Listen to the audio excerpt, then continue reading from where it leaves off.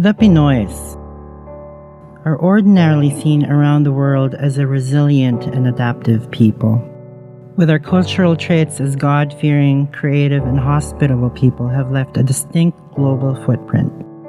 We produce great talents. And the Tony Award goes to Lea Salonga. Singing the first song that she learned to perform as a little girl. Nagko-concert ako kasama ko yung Journey. And still,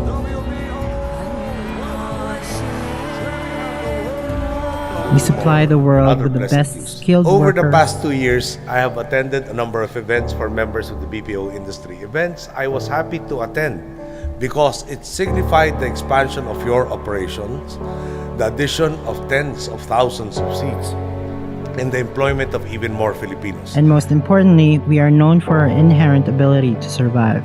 One of the men tells us he wants to call his mother in Manila. He's desperate to tell her that he and his daughter survived. That is how the world sees the Filipino people. Ordinarily. Erto tries to stay busy. His child is missing. As a nation, we have been tested in many ways imaginable. We struggled to certain times where it spared the lives of many of our fellow Filipinos. some bodies are covered, placed on the sides of the streets, but many others remain where they died. But ordinarily, we survive. The living are told to forget the past, forget the dead, but that, of course, is impossible.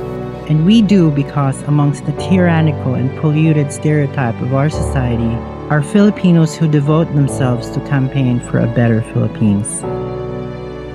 And today, we do not renege on the very things we stood up for. We will continue what we have started. We will make the ordinary extraordinary. While we see what's wrong, well, there's tragedy. Well, there's a huge political mess. 2 bilyong piso, ganyan kalaki ang halaga ng perang di umano napunta sa mga NGO na itinatag ni Janet Lim Napoles. Oftentimes, people do nothing. But in order to change that, we must do something.